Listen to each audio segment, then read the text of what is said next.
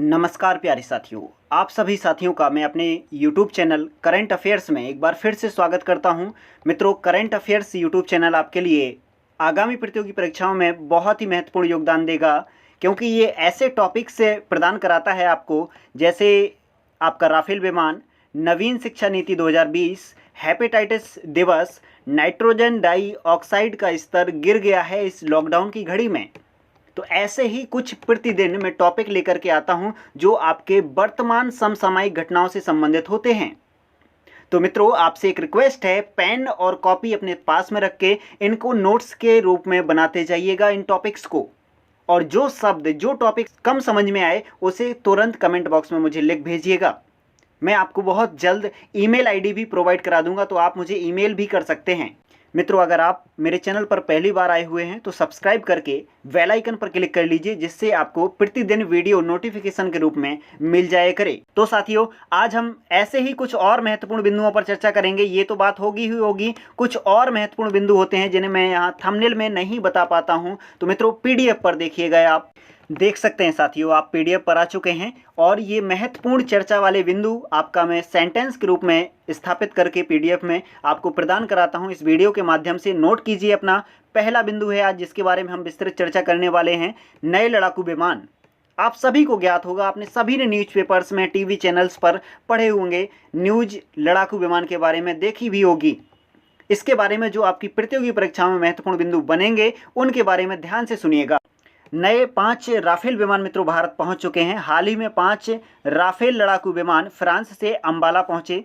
France से लगभग 7000 kilometre की दूरी तय करके ये अंबाला पहुंचे हैं। भारत आए इन 5 एयरक्राफ्टों में से 3 एयरक्राफ्ट सिंगल सीट वाले हैं, जबकि 2 एयरक्राफ्ट डबल सीट वाले हैं। ये साथियों महत्वपूर्ण विशेषता है इस राफेल लड़ाकू विमान की, तो इसे नोट कर लीजिए। साथ ही में मित्रों एक नोट कीजिएगा, इसका जो जनरेशन की बात करें, एयरक्राफ्ट की जनरेशन के हिसाब से, तो ये 4.5 जनरेशन का है ये राफेल लड़ाकू विमान। तो इसे नोट कीजिएगा ध्यान से। ये मित्रों ध्वनि की गति से दुगनी स्पीड पर चल सकता है। अधिकतम साथियों इसकी गति की बात करें तो 1.8 मैक इसकी गति है। और अगर इसका वजन बात करें, एक नॉर्मल सा खाली अगर राफेल विमान खड़ा है तो उसका 10 टन वजन है। मित्रों, ये राफेल विमान का समझौता भारत सरकार ने फ्रांस की गवर्नमेंट से 2016 में किया था। और ये 36 लड़ाकू विमान खरीदने की बात हुई थी। 36 मित्रों, 5 पहली खेप आ चुकी है और बहुत जल्द 5 और आ जाएंगे। मित्रों 2021 के अंत तक आपके पूरे के पूरे 36 राफेल विमान इंडिया पहुंच जाएंगे। ये समझौते के आधार पर लिखित मिला हुआ है। दूसरा बिंदु है मित्रों आपके सामने, हाल ही में नेशनल ग्रीन ट्रिब्यूनल NGT ने किसके वाणिज्यिक उपयोग के लिए कड़े नियम तय करने का फैसला किया है। कड़े से कड़ा कानून बनाया जाए, ये NGT ने किया है। किसके लिए, इसे नोट कीजिए, ग्राउंड वाटर, जो आपका भूमिगत जल है उसके उपयोग के लेकर के। कैसा है उपयोग, वाणिज्यिक मीन्स व्यावसायिक उपयोग को दृष्टिगत रखते हुए इसने कड़े से कड़े नियम तय करने के लिए आपका अनाउंस किया है। कैसे होगा मित्रों और कौन करेगा, ये ध्यान से सुनिएगा। अभी मैं आपको एक बात बताऊं, 89% आप देखें तो आपका किसान प्रयोग करता है लगभग ये भूमिगत जल, और 5% जल जो है आपका उद्योगों में यूज होता है, और शेष जो है घरेलू उपयोगों में होता है, आपका दैनिक जो एक्टिविटीज़ हैं उसमें प्रयोग करते हैं। तो इसी को दृष्टिगत रखते हुए कि आपका पर्यावरण संतुलन बना रहे, तो NGT ने पर्यावरणीय प्रभाव आकलन EIA के बिना व्यावसायिक उद्देश्यों के लिए भूजल के उपयोग में सामान्य अनुमति पर प्रतिबंध लगा दिया है। जो नॉर्मल से सामान्य अनुमति आपको मिल जाती थी, कहीं भी रिबोर कीजिए और आपका पानी धड़ल्ले से यूज कीजिए, तो ऐसी अनुमति पर उसने प्रतिबंध लगा दिया है NGT ने। अब सशर्त इजाज़त दी जाएगी कि आप कितना पानी यूज करेंगे ग्राउंड वाटर का। तो मित्रों ये बिंदु ध्यान से नोट कीजिए, किसने किया है और क्या किस बारे में किया है, क्योंकि ऑप्शन यहीं से बन जाएंगे। क्वेश्चंस आपका ये बनेगा जो सेंटेंस में लिखे हुए हूं, और ऑप्शन कुछ भी हो जाएंगे। ग्राउंड वाटर भी एक ऑप्शन रहेगा, उसमें आपका ऑप्शन सही होगा ग्राउंड वाटर। अगला बिंदु आपने देख रखा है, विश्व स्वास्थ्य संगठन से प्राप्त अनुरोध के कारण भारत ने किस देश को लगभग 1 मिलियन अमेरिकी डॉलर की चिकित्सा सहायता प्रदान की है। और आपको मित्रों आंसर दिख रहा होगा, उत्तर कोरिया।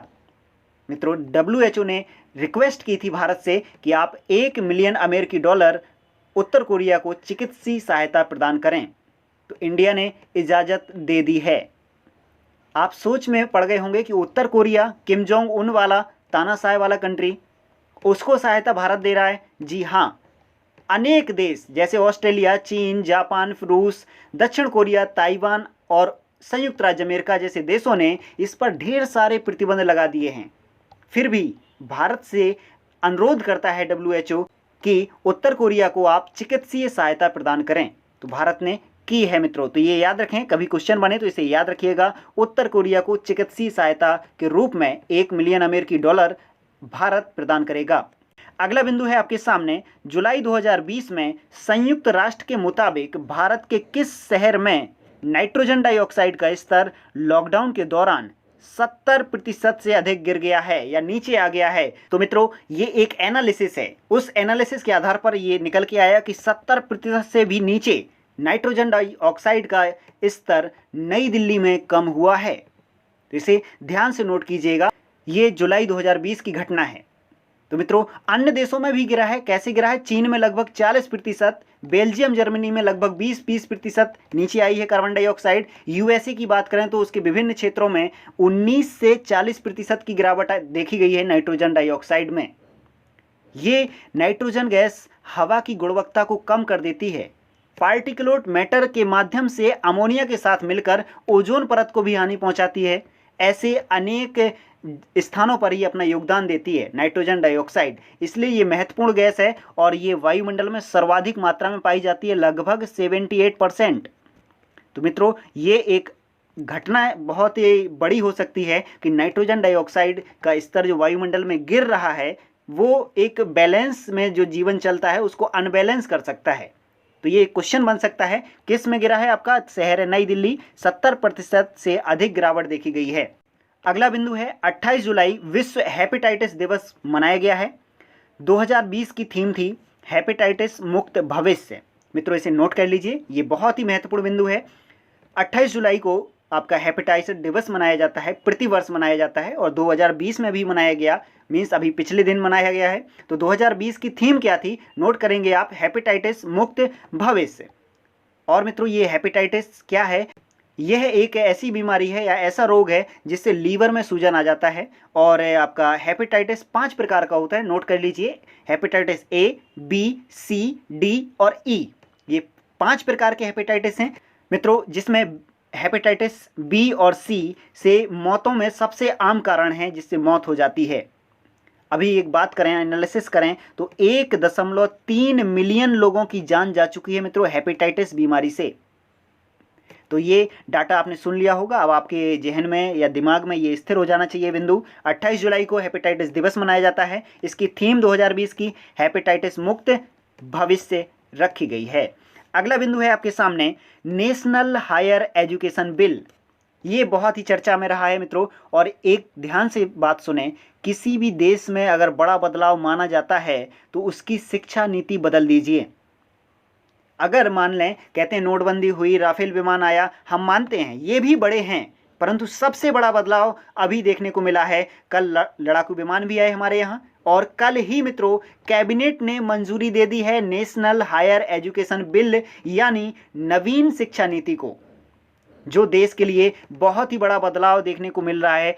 34 वर्षों के बाद हमारी शिक्षा नीति बदली गई है मित्रों। तो मित्रों, इसे ध्यान से समझिए क्या है। अभी लगभग 2000 लोगों से भी अधिक लोगों की राय ली गई कि शिक्षा नीति कैसी होनी चाहिए, बच्चे को कैसे शिक्षा प्राप्त हो। तो ये पूरा प्रक्रिया तय किया गया है और कैबिनेट ने नवीन शिक्षा नीति बना ली है। अब इसे कैबिनेट की मंजूरी मिलने के बाद मिल चुकी है और अब संसद में पेश किया जाएगा। इसके बाद जब संसद इसे कानून का रूप प्रदान कर देगी तब राज्य सरकारों की ओर जाएगा और राज्य सरकारों का कार्य होगा कि वो अपने राज्य में इसे लागू कराएं। और मित्रों, इस शिक्षा नीति के बाद ही यहाँ पर शिक्षा मंत्रालय हो जाएगा, जिसका नाम है वर्तमान में मानव संसाधन विकास मंत्रालय। इसका नाम बदल करके शिक्षा मंत्रालय रख दिया जाएगा।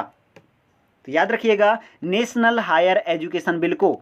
ये मित्रों अभी कैबिनेट से मंजूरी मिली है, इसे संसद से गुजरना है अभी, ये आप समझ चुके होंगे। मित्रों अब हम आ गए हैं कमेंट बॉक्स वाले प्रश्न पर। साथियों कल के लिए माफ़ी चाहते हैं, कल आपका वीडियो नहीं आ पाया था, आज वीडियो आ गया है। कोशिश यही रहेगी प्रतिदिन वीडियो आए, कोई प्रॉब्लम आ जाती है इसी वजह से वीडियो नहीं बन पाते हैं। ये कल का कमेंट बॉक्स का प्रश्न था, यानी पिछले वीडियो में जो कमेंट बॉक्स का प्रश्न बनाया था, क्वेश्चन था सूरज कदे मर्दा नहीं नामक पुस्तक किसने लिखी थी। ऑप्शन आपके ये थे। मित्रों आप सभी ने कमेंट बॉक्स में कमेंट किए हैं, बहुत अच्छा लगता है साथियों, आप ऐसे ही कमेंट किया करें। साथ में मित्रों वीडियो के अनुभव जरूर बताएं, वीडियो कैसे लगते हैं, कहीं सुझाव हो वो भी मुझे प्रदान करें। इस क्वेश्चन का राइट ऑप्शन था मित्रों बलदेव सिंह सदाकर्णम। बलदेव सिंह सदाकर्णम ने सूरज कदे मर्दा नहीं नामक पुस्तक लिखी हुई है। और मित्रों ये बहुत ही इंपॉर्टेंट है, आप सभी ने सही आंसर दिया था इसका। आज का मित्रों सवाल है और इस प्रश्न का आंसर आप मुझे कमेंट बॉक्स में देंगे। दुनिया भर में अंतर्राष्ट्रीय बाघ दिवस कब मनाया जाता है? 27 जुलाई, 28 जुलाई, 29 जुलाई, 30 जुलाई। मित्रों आपको मैं क्लास में पढ़ा चुका हूं, आपको दिनेश राजवंशी नामक यूट्यूब चैनल पर भी मैं पढ़ा चुका हूं वीडियो के माध्यम से मित्रों, तो आपको याद आ जाना चाहिए अंतर्राष्ट्रीय बाघ दिवस कब मनाया जाता है। तो चुनिएगा इन चारों विकल्पों में से राइट ऑप्शन कौन सा है, और अनुभव के साथ आप मुझे कमेंट बॉक्स में लिख भेजिएगा आंसर, और वहीं पर मैं आपको सही है या नहीं मैसेज के माध्यम से प्रोवाइड कर देता हूँ आपका उत्तर। ओके मित्रों, और कल के वीडियो में भी इसका डिस्क्रिप्शन देखेंगे अंतर्राष्ट्रीय बाघ दिवस का। कल के वीडियो का इंतजार जरूर कीजिएगा। मित्रों अगर आप मेरे चैनल पर पहली बार आए हुए हैं तो सब्सक्राइब कर लीजिए चैनल को, साथ में बेल आइकन पर क्लिक करके आप नोटिफिकेशन अलाउ कर लीजिए, जिससे आपको कल का वीडियो नोटिफिकेशन के रूप में मिल जाए। ओके मित्रों, विदा लेते हैं। जय हिंद, जय भारत मित्रों।